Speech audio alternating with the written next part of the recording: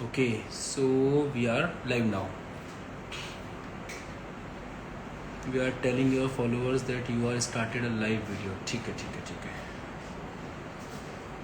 चलिए बढ़िया, बच्चे आने लगे हैं.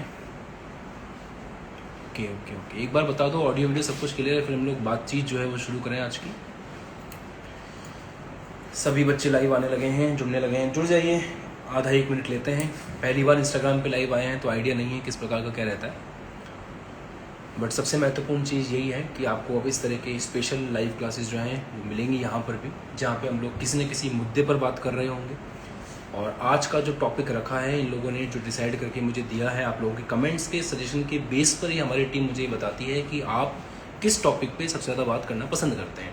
तो पढ़ाई का टाइम टेबल क्या रहे, पढ़ाई किस प्रकार से करें, ये वो टॉपिक है जो जनरली सभी बच्चों को इसमें समस्या आती है और इसी के बारे में बात करने की गुजारिश रहती है.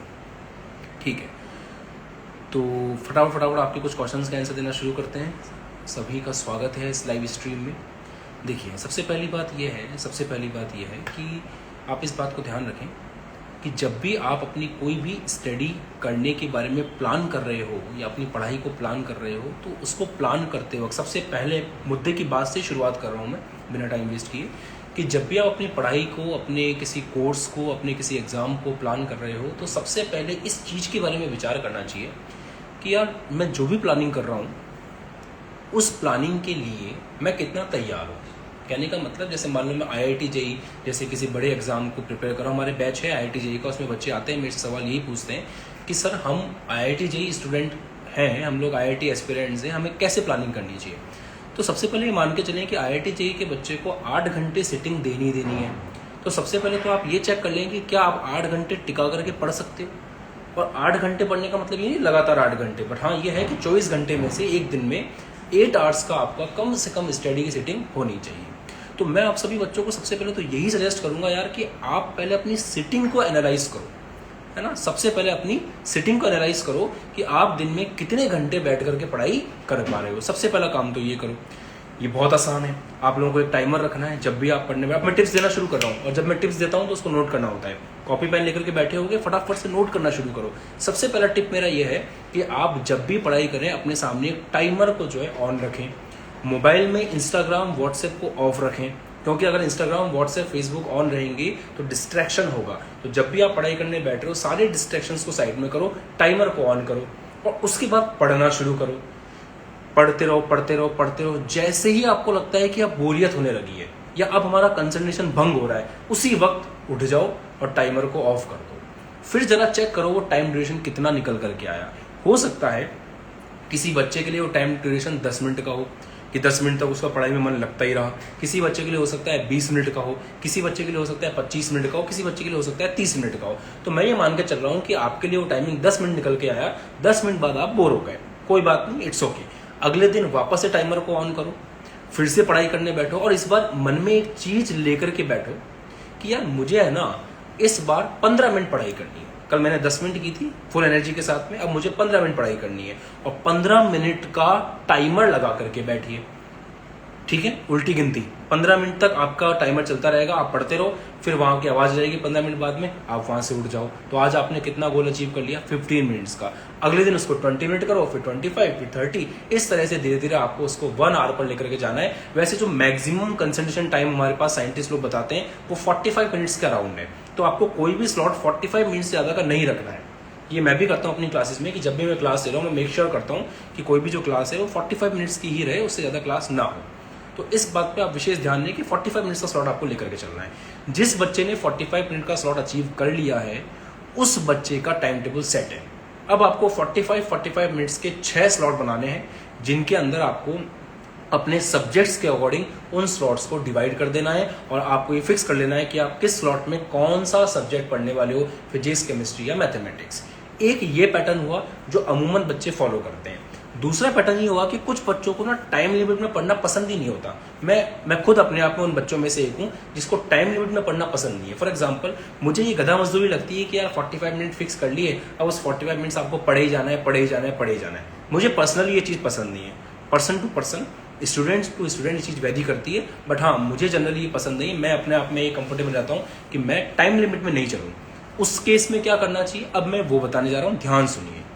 उस केस में आपको क्या करना चाहिए, आपको कंटेंट के हिसाब से चलना चाहिए। मैं ऐसे करता था, जैसे मान लो आज सर ने कितना पढ़ाया क्लास के अंदर, IIT JEE नीट की जो क्लास हुई उसके अंदर सर ने कितना पढ़ाया, सर ने आज IIT के अंदर इतना पढ़ाया, 5 हमको न्यूमेरिकल्स करवाए, इतनी थ्योरी पढ़ाई। अब मेरा काम यह है कि मैं उसको सबसे पहले जो है रिवाइज करूंगा। तो मैंने बैठ करके उसका रिवीजन शुरू किया। मैंने अपने आप के साथ एक प्रण कर लिया, मैंने अपने आप के साथ एक वादा कर लिया कि भाई जब मैं पढ़ने बैठ रहा हूं तो फिजिक्स का पूरा रिवीजन करके ही उठूंगा। तो मैंने क्या किया, फिजिक्स पढ़ना शुरू किया। मुझे इंटरेस्ट भी है, मुझे पता भी है कि मुझे इतना कंटेंट खत्म करना है, उसके बाद मेरी छुट्टी हो जाएगी। अब वो कंटेंट अगर 10 मिनट में खत्म हो गया, 10 मिनट बाद में फ्री हूँ। अगर वो कंटेंट जो है आपका थोड़े टाइम बाद फ्री हो गया तो आप उसको आधे घंटे खींच लीजिए। अगर आप जो है उस कंटेंट को करने में आपको 1 घंटा लग रहा है, आप 1 घंटे तक पढ़िए। कहने का मतलब यह है कि कंटेंट के हिसाब से पढ़िए। आपको पढ़ना है कंटेंट के हिसाब से। अगर कंटेंट छोटा है जल्दी फ्री हो जाओगे, कंटेंट बड़ा है तो लेट तक पढ़ते रहो। इसको कहते हैं कंटेंट बेस्ड अप्रोच। पहली अप्रोच कौन सी थी, टाइम बेस्ड। उसमें आपकी हैबिट होनी चाहिए 45 मिनट्स तक लगातार बैठ के पढ़ने की। आप सब्जेक्ट्स को टाइम स्लॉट में डिवाइड कर रहे हो। दूसरा टारगेट आपका ये हो रहा है कि भाई मेरे को 1 घंटा पढ़ना पड़े, 10 घंटे पढ़ना पड़े, चाहे 5 मिनट पढ़ना पड़े, मुझे एक ही काम करना है और वो काम इतना है कि इतना कंटेंट मुझे खत्म करना है। सर ने आज DPP दी है मुझे एप्लीकेशन पे, मुझे ये 5 क्वेश्चन आज करके रखने हैं। भले उस 5 क्वेश्चन में 10 मिनट लगे, 15 मिनट लगे, 20 मिनट लगे। सेकंड वाली अप्रोच का फायदा ये है कि कभी भी लैग नहीं चलेगा। आप हमेशा सेकंड अप्रोच को अगर फॉलो करोगे तो आपका डेली का डेली जितना भी कंटेंट है वो कंप्लीट होता जाएगा। आगे अगले दिन आपको परेशानी नहीं होगी। पहले वाली अप्रोच में यह है कि 45 मिनट आपने बस एक गधा मजदूरी के लिए टाइमिंग फिक्स कर रखा है कि मुझे 45 मिनट्स पढ़ना है। अब उसमें आप हो सकता है 2 क्वेश्चन कर पाए, 3 क्वेश्चन कर पाए, पर जैसे आपका टाइम खत्म हो आप उठ के खेलने चले गए। तो इस तरह से आपका बैकलैग चलता रहेगा, और बैकलैग चलता रहेगा तो फिर दिक्कत ये होगी कि आप लोग कभी भी अपना टाइम पे वर्क कंप्लीट नहीं कर पाओगे। समझ गए इस बात को? क्लियर है? ये स्पेशल क्लास है इंस्टाग्राम वाले बच्चों के लिए, इसलिए मैं कहता हूँ कि जहाँ ऑडियंस कम होती है वहाँ ध्यान जल्दी आता है। तो अभी इंस्टाग्राम पे ऑडियंस कम है, तो आप लोगों के कमेंट्स में मैं देख पा रहा हूँ, आप लोगों की बात भी मैं समझ पा रहा हूँ। ठीक है, क्लियर है ना बात? जो भी मैं कह रहा हूँ सब कुछ क्लियर है, एवरीथिंग इज क्लियर। जो भी बात मैं आप लोगों के साथ कर रहा हूँ वो आपको एकदम स्पष्ट आ रही है, कोई समस्या नहीं हो रही किसी चीज़ में? ठीक है, 1 सेकंड में थोड़ा सा लूंगा आप, ठीक है? अब ओके, तो मैं आपको जो सजेस्ट करना चाह रहा हूँ वो ये सजेस्ट करना चाह रहा हूँ कि आप लोग टाइम टेबल के पीछे भागना बंद कर दो। थोड़ा सा वॉइस हो सकता है आज इशू आ रहा हो वॉइस का, मैं एयरपोर्ट्स कनेक्ट नहीं कर पाया हूँ प्रॉपर्ली, अभी आज काम चल रहा है, नेक्स्ट क्लास में अपन कर लेंगे। आप सबसे पहली बात ध्यान रखें कि आप अपना कंटेंट ओरिएंटेड स्टडी करना शुरू कर देंगे आज से। आज आप तय कर लेंगे भाई मुझे फिजिक्स में आज सर ने इतना पढ़ाया, ये रिवाइज करके ही सोना है, कुछ भी हो जाए मुझे ये रिवाइज करके सोना है। तो सबसे पहले तो आप मुझे कमेंट करके बताएं कि आपको ये अप्रोच समझ में आ गई ना, कि हमें कंटेंट के हिसाब से पढ़ाई करनी है, टाइम के हिसाब से पढ़ाई नहीं करनी है। मैं पर्सनली इस अप्रोच को फॉलो करता हूं, मैं चाहूंगा कि आप भी एक बार करके देखें, आपको अच्छा लगेगा। दूसरी बात यह है कि भाई अब ये सवाल आता है कि सर क्लासेस कब से कंटिन्यू होंगी? कल से मैं आ चुका हूँ, और अब कल से आपकी classes as per the schedule 9 o'clock आपको मिलने लगेंगी। तो ये पहला टिप्स था जो मैंने आपको दिया। टिप नंबर 2 पे मैं अब आता हूँ कि यार कोई भी टॉपिक अगर पढ़ रहे हैं तो उसके नोट्स का क्या करें। देखो, वैसे हम लोगों ने 2 टाइप के नोट्स प्रोवाइड कर रखे हैं आपको एप्लीकेशन में। पहला जो क्लासरूम में मैं बताता हूँ, आजकल PPT वगैरह बनने लगी है, टीम हमारी बड़ी हो गई है आप सब लोगों के साथ से, तो हमारी टीम में एक बंदे का काम यही है कि जो भी मैं गाइड करूँ उसके अकॉर्डिंग PPT बना करके दें, और उस PPT के थ्रू हम लोग आपको क्लासेस में कंटेंट में डेफिनेशन वाला पार्ट भी दे सकें। तो सबसे पहला काम तो ये करना है कि जैसे ही आपको एप्लीकेशन के अंदर क्लास होती है, क्लास के बाद में जो आपकी PDF फॉर्मेट के अंदर PPT अपलोड हो जाती है, जिसमें मेरे द्वारा क्लास में जो भी मार्क किया हुआ वो सब रहता है, तो सबसे पहले आप उसको एनालाइज कर लें। दूसरा काम ये है कि फिर मैंने वहाँ पे प्रीवियस ईयर कंटेंट में जाकर के हैंड रिटन नोट्स भी अपलोड कर रखे हैं, आप उनको भी एक बार देख लें कि यार ये टॉपिक उन नोट्स में कैसा है। उसके बाद उन दोनों को कंबाइन करके खुद के नोट्स बनाएं। वैसे हम लोग आपको PDF डाउनलोड का ऑप्शन दे सकते हैं, वो कोई बड़ी बात नहीं है, बट हम लोग जान करके नहीं देते। रीजन क्या है कि उससे आप आलसी बनते हो। सीधा अगर मुंह में हलवा जाएगा तो फिर आदमी खुद बनाने की मेहनत नहीं करेगा, और आपको बनाना सीखना पड़ेगा, क्योंकि एग्जाम के अंदर आपको अगर खुद के हाथों से लिखोगे नहीं तो याद रहेगा नहीं। इसलिए हम लोग क्या करते हैं कि हम लोग आपको डाउनलोड का ऑप्शन नहीं दे रहे हैं। आपको ये करना है कि आपको क्लासरूम नोट्स को वहां से पढ़ना है, जो प्रीवियस ईयर कंटेंट अवेलेबल है उसको आपको पढ़ना है, फिर उन दोनों कंटेंट को देख करके आपको अपने हाथों से नोट्स बना लेने हैं ताकि हमेशा के लिए आपको वो चीज़ याद रहे। और अगर आपको वो नोट्स बहुत अच्छे लग रहे हैं, आपको जरूरत नहीं महसूस हो रही खुद के बनाने की, कोई दिक्कत नहीं है, आप कंबाइन मत करो, बट जो भी वहाँ पे नोट्स लिखे हुए हैं उन नोट्स को एक बार अपने हाथों से लिख लो ताकि आपको याद हो जाए। तो डेली का डेली अगर ये काम करोगे तो आपके नोट्स भी अच्छे बनते रहेंगे और आपको एप्लीकेशन के अंदर कोर्स परचेज करने का ज़्यादा फायदा देखने को मिलेगा। आज मैं किसी बच्चे को लाइव क्लास जो चल रहा है लाइव स्ट्रीम उसमें ऐड नहीं करूंगा, अपने साथ में किसी के साथ भी वीडियो शेयर करके बातचीत हम लोग नहीं करेंगे। आज वन वे ट्रैफिक चलेगा, जो भी मैं कहूँगा वो आपको सुनना है, किसी और दिन ऐसा करेंगे, ठीक है। तो आप लोग रिक्वेस्ट ना भेजें, उसको एक्सेप्ट नहीं कर पाऊंगा मैं। चलिए आगे बात करते हैं। ये चीज़ समझ में आ गई सबको, तो ये आपने कर लिया। अब आपने क्या किया, क्लास को पूरा रिवाइज कर लिया, अपने हाथ से जो एप्लीकेशन में सुंदर से नोट्स है बिल्कुल वैसे नोट्स बनाओ ना। हमने एप्लीकेशन में इतनी मेहनत क्यों करी है आप लोगों के लिए, इतने सुंदर नोट्स क्यों बना रखे हैं, ताकि जब आप उनको कॉपी करो अपने हाथ से तो आप भी अलग अलग पेनों से बनाओ, 3-4 कलर के पेन रखो, उनसे बढ़िया नोट्स बनाओ। ध्यान रखना ये बात, जो चीज़ जितनी सुंदर होती है उस पर ध्यान उतना ही देर तक जाता है और उसको बार बार देखने का मन करता है। ये ऑटोमेटिकली आपको हमेशा हर चीज़ में देखने को मिलेगा। तो इसी रीज़न से आपके नोट्स जितने सुंदर होंगे, आपकी पढ़ाई जितनी अच्छी तरीके से आप लिखोगे जो आपने पढ़ा है, आपको उतना ही बार बार रिवाइज करने का मन करेगा। वैसे मैं तो ऐसा करता था, जैसे मान लीजिए आपको कोई ऐसा टॉपिक मिला, ऐसा कोई पॉइंट मिला जो बहुत खास है, उसको आपने रेड पेन से लिख के रख लिया कि भाई जब रिवीजन करने आएंगे वापस तो रेड पेन से जो लिख रखा है उसको सबसे पहले पढ़ेंगे, है ना, बात सही है ना। इस तरह से आपको जो है नोट्स बनाने, जितना सुंदर क्लास में आप एक्टिव रहोगे उतना बेहतर क्लास समझ में आएगी, पहला स्टेप। दूसरा स्टेप, अपना कंटेंट बेस्ड टारगेट लेकर के चलो कि आज मुझे एक काम करना है कि इतना सेक्शन पढ़ के ही सोना है। तीसरा, जो भी पढ़ रहे हो उसके सुंदर से नोट्स बनाओ, सुंदर होना चाहिए, बहुत सुंदर होना चाहिए।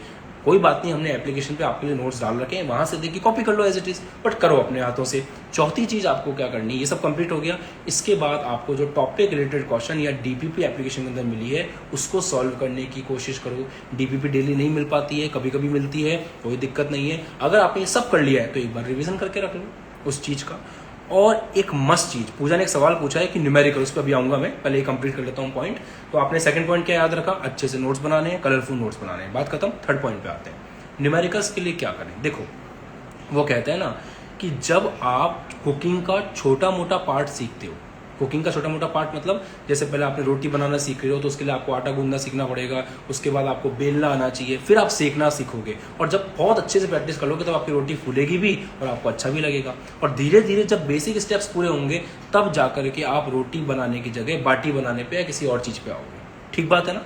जैसे कुकिंग में ये बहुत इंटरेस्टिंग चीज़ है कि आप एकदम से दाल बाटी नहीं बना सकते, आप एकदम से पाव भाजी नहीं बना सकते, आपको बेसिक लेवल पे जो है कुकिंग आनी चाहिए। बिल्कुल वैसे ही न्यूमेरिकल्स में है, एकदम अच्छे न्यूमेरिकल सॉल्व नहीं होंगे। न्यूमेरिकल्स का सबसे पहला स्टेप है, जो थ्योरी पढ़ाई है उसका कॉन्सेप्ट एक नंबर होना चाहिए, कॉन्सेप्ट में किसी प्रकार की कोई दिक्कत नहीं होनी चाहिए। दूसरा, उस पूरी थ्योरी के अंदर जो आपने पढ़ी है ना, उसके अंदर जितने भी फॉर्मूले वाले पार्ट हैं जो मैंने लिखा है, मैं क्या करता हूँ अपनी क्लास में लिखता हूँ पॉइंट टू रिमेंबर। जो भी पॉइंट आपको हमेशा के लिए याद रखने हैं उसके लिए अपन क्या लिखते हैं, पॉइंट टू रिमेंबर। तो जो पॉइंट टू रिमेंबर है, जो आपका पीटीआर है, उसको आप लेके चलेंगे और जब भी न्यूमेरिकल करने बैठ रहे हैं, भले ही आप न्यूमेरिकल को कर चुके हैं या आपको आते हैं, उससे मतलब नहीं है। जब भी आप किसी टॉपिक के न्यूमेरिकल करने बैठ रहे हो, पीटीआर वाले जितने भी पॉइंट्स हैं, पॉइंट टू रिमेंबर के जितने भी नोट्स हैं, वो सारे आपको रिवाइज करने हैं। और पॉइंट टू रिमेंबर अगर आप रेड पेन से लिख रहे हो, आपको आज मोलरता के प्रश्न करने हैं, सर ने कहा था मोलरता का फॉर्मूला ये होता है, इसको एक बार रिवाइज कर लिया, इसके अंदर ये यूनिट्स होती हैं, खट खट खट रिवीजन किया, अब आप क्वेश्चन करने बैठो। और जब क्वेश्चन करने बैठ रहे हो तो आलस नहीं करना है, फॉर्मूले को पूरा लिखना है। मैंने अभी सांद्रता के पदों के क्वेश्चंस कराए थे विलियन नाम के चैप्टर में, क्लास 12 को, बहुत मजा आया था बच्चों को, बहुत ही मजा आया था। 500 से ऊपर बच्चे लाइव क्लास में बैठे थे, 2-2.5 घंटे क्लास चली थी, एक भी बच्चा उठ के नहीं गया था। रीजन क्या है उसके पीछे, क्योंकि हमारी लाइव क्लास में हम लोग एक एक क्वेश्चन को प्रॉपर पोस्टमार्टम करके पढ़ाते हैं। आप लोग सब जानते हो इस बात को अच्छे से, तो वही आपको करना है। जैसे जब क्वेश्चन को मैं करवा रहा हूँ, एक एक फॉर्मूले को बार बार लिख रहा हूँ, आपको भी जब करना है तो एक एक फॉर्मूले को बार बार लिखना है। आ गई बात समझ में। ये तरीका है न्यूमेरिकल्स को करने का। न्यूमेरिकल्स बेटा एकदम नहीं आएंगे, जब पहली बार आप कोई भी डिश बनाते हो वो ख़राब भी हो सकती है, हो सकता है बाटी टाइट हो जाए या बहुत ज़्यादा सॉफ्ट हो जाए या बने ही नहीं। बिल्कुल वैसे ही जब न्यूमेरिकल्स करते हो तो हो सकता है नहीं आए न्यूमेरिकल्स, कोई बात नहीं, हिम्मत नहीं हारनी है, बार बार ट्राई करते रहना है, तब जाकर के न्यूमेरिकल्स आएंगे। और कहते हैं ना कि हर चीज़ का एक चैलेंजिंग पार्ट होता है, उसको करने के बाद आप उसके मास्टर बनते हो। सही, बिल्कुल वैसे ही पढ़ाई के अंदर, साइंस के अंदर न्यूमेरिकल्स वो पार्ट है। तो जिसको न्यूमेरिकल से एक बार इश्क हो जाएगा ना, फिर वो कभी उसके साथ नहीं छोड़ सकता। इतने खूबसूरत होते हैं न्यूमेरिकल्स। बट हाँ, उसके स्टेप्स हैं। अगर थ्योरी ठीक से नहीं पढ़ोगे, रिवीजन ठीक से नहीं करोगे, न्यूमेरिकल्स नहीं आएंगे। डेरिवेशन मैं आपको 10 बार करवा के याद करवा सकता हूँ, थ्योरी में आपको 10 बार बोल के याद करवा सकता हूँ, न्यूमेरिकल प्रैक्टिस से ही आएगा और प्रैक्टिस आप ही को करनी पड़ेगी। ठीक है बात। पढ़ाई में मन नहीं लगता, क्या करें? देखो, पढ़ाई में मन तब लगेगा जब इंटरेस्ट आएगा। इंटरेस्ट तब आएगा जब लाइव क्लासेस जितनी भी हो रही हैं उनके अंदर आप रेगुलरली आकर के कमेंट करोगे। अकेले थोड़ी हो यार, आपके साथ 500 बच्चे पढ़ रहे हैं, 500 बच्चे पढ़ रहे हैं आपके साथ में, तो उनके साथ बैठ करके अगर आप डेली के डेली जो है कमेंट कर रहे हो, डेली उनके साथ इन्वॉल्व हो रहे हो, तो मज़ा आता है। और जब मज़ा आने लगेगा ना, तो मज़ा आने के बाद में पढ़ाई में मन लगने लगेगा। तो पहले मज़ा फिर मन, वो वाली बात है। तो मज़ा कैसे आएगा, उसके 3 सिंपल स्टेप्स है। स्टेप नंबर 1, जब भी लाइव क्लास हो रही है तुरंत लाइव क्लास में आकर के कमेंट करना है। स्टेप नंबर 2, जब भी कोई नया चैप्टर शुरू हो रहा है तो कोशिश करनी है कि अगर आपका कोई बैकलैग है तो आप खत्म कर लो और नए चैप्टर से साथ में जुड़ जाओ, ताकि जब नया चैप्टर चलेगा लाइव क्लास में आप पढ़ोगे, समझ में भी अच्छा आएगा और कंटिन्यूटी बनी रहेगी। क्योंकि अधिकतर बच्चों के साथ ये होता है, 2-3 दिन छुट्टी कर लेते हैं, बैकलैग हो जाता है, बैकलैग होने के बाद में जब क्लास में आते हैं समझ में नहीं आता है, फिर लाइव क्लास का रूटीन ब्रेक हो जाता है, फिर रिकॉर्डिंग के पीछे भागते रहते हैं। और रिकॉर्डिंग देखना हमेशा एक बोरिंग काम है, क्योंकि वो आपको अकेले करना है। लाइव क्लास अटेंड करना एक इंटरेस्टिंग काम है, क्योंकि वो आपको सबके साथ करना है। इसलिए मैं कहूँगा कि जितने भी बच्चे कंसिस्टेंसी की प्रॉब्लम से परेशान हैं, जितने भी बच्चे मन नहीं लगने की समस्या से जूझ रहे हैं, उनको एक ही काम करना है, लाइव क्लास में अटेंड करने की जिज्ञासा रखनी है, हिम्मत रखनी है और एक कंसिस्टेंसी बना के चलनी है कि मुझे लाइव क्लास में आना ही आना है। इतना कर लोगे, उसके बाद आलस अपने आप भाग जाएगा, मजा आने लगेगा। और जिसको फिजिक्स वीक है उसको मक्खन करने का एक ही तरीका है, अभी फर्स्ट चैप्टर चल रहा है, अभी कल या परसों से सेकंड चैप्टर स्टार्ट होगा, आपको एक ही काम करना है। जब चैप्टर स्टार्ट हो रहा है आपको पहली क्लास में सबसे ज़्यादा ध्यान देना है। अगर आप फर्स्ट क्लास में सबसे ज़्यादा ध्यान दोगे तो अगली क्लासेस आपको ऑटोमेटिकली अच्छी लगने लगेंगी।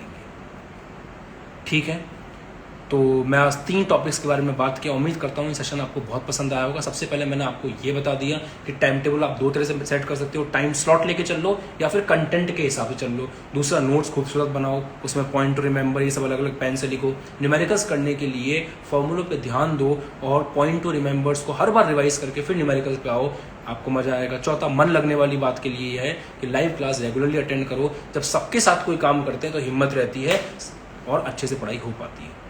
तो ये चारों पॉइंट मैंने अच्छे से डिस्कस किए। उम्मीद करता हूँ आपको बहुत मज़ा आया होगा।